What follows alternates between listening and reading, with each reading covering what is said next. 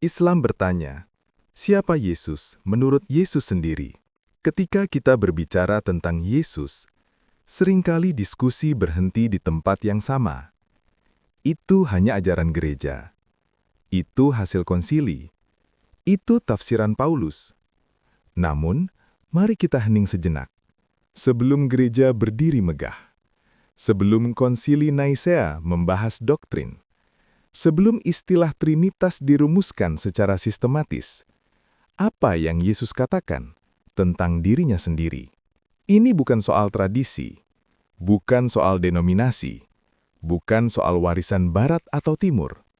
Ini soal kata-kata seorang pribadi sejarah. Dalam Injil, Yesus tidak hanya berbicara tentang moralitas. Ia tidak hanya berkata tentang mengasihi sesama. Ia tidak hanya berbicara tentang doa dan pengampunan. Ia berbicara tentang identitasnya. Dan disitulah semuanya menjadi serius. Dalam Islam, Nabi selalu menunjuk kepada Allah. Nabi adalah hamba. Nabi adalah utusan. Tetapi Yesus seringkali menunjuk kepada dirinya sendiri. Ia tidak berkata hanya ikutilah Allah. Ia berkata, ikutlah aku. Perbedaan ini tidak kecil. Perbedaan ini mendasar. Otoritas yang hanya milik Allah.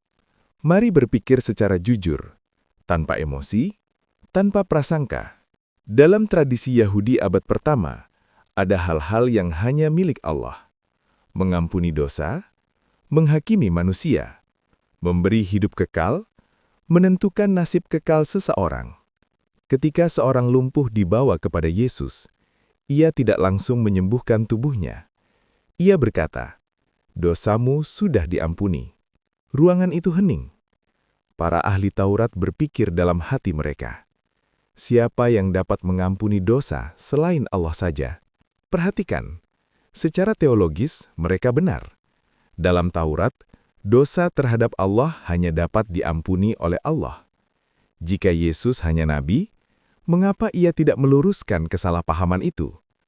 Mengapa ia tidak berkata, bukan aku, Allah yang mengampuni? Sebaliknya, ia menegaskan otoritasnya. Itu bukan bahasa seorang rasul, itu bahasa otoritas ilahi.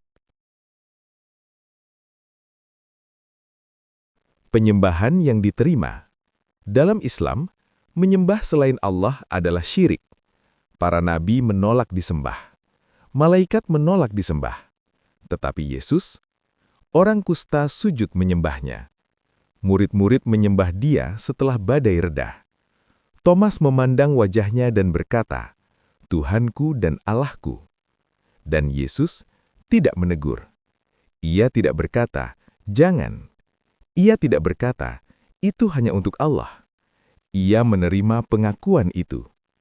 Jika ia bukan Tuhan, maka ia membiarkan manusia jatuh dalam penyembahan yang salah. Apakah seorang nabi sejati akan membiarkan itu terjadi? Pertanyaan itu perlu direnungkan. Ikutlah aku. Seorang nabi biasanya berkata, taatilah Allah. Yesus berkata, ikutlah aku. Ia tidak hanya membawa hukum, ia membawa dirinya sendiri sebagai pusat iman.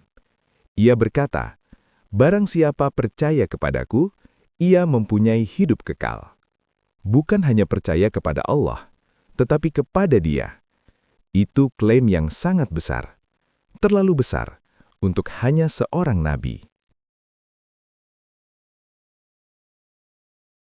Akulah jalan. Yesus tidak berkata, aku menunjukkan jalan. Ia berkata, akulah jalan, kebenaran, dan hidup. Dalam Islam, jalan adalah syariat.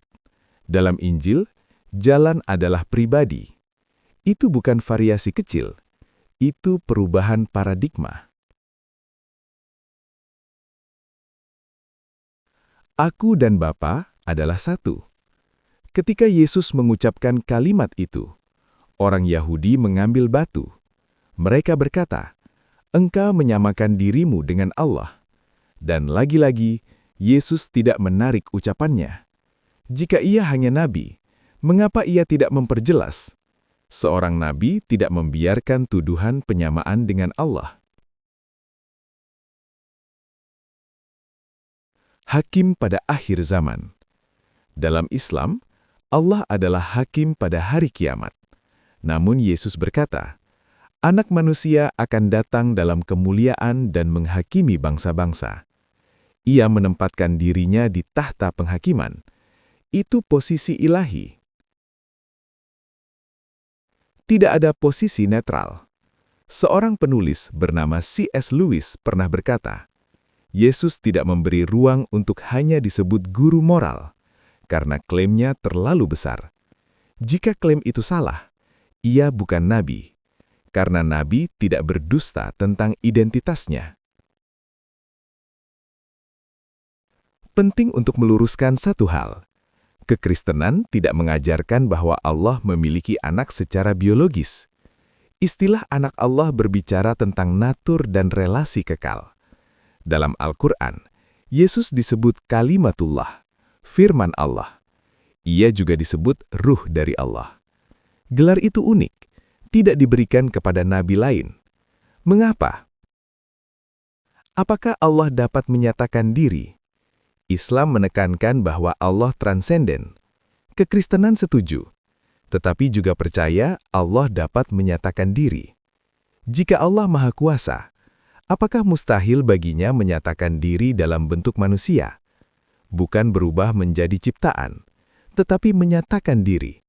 Apakah itu mustahil bagi Allah? Penutup. Pertanyaannya bukan tentang tradisi, bukan tentang barat atau timur, tetapi tentang satu pribadi sejarah. Apa yang Yesus katakan tentang dirinya? Jika ia hanya nabi, maka banyak perkataannya harus diabaikan. Tetapi jika ia benar, maka respon kita menentukan segalanya. Dan disitulah dialog ini menjadi sangat pribadi.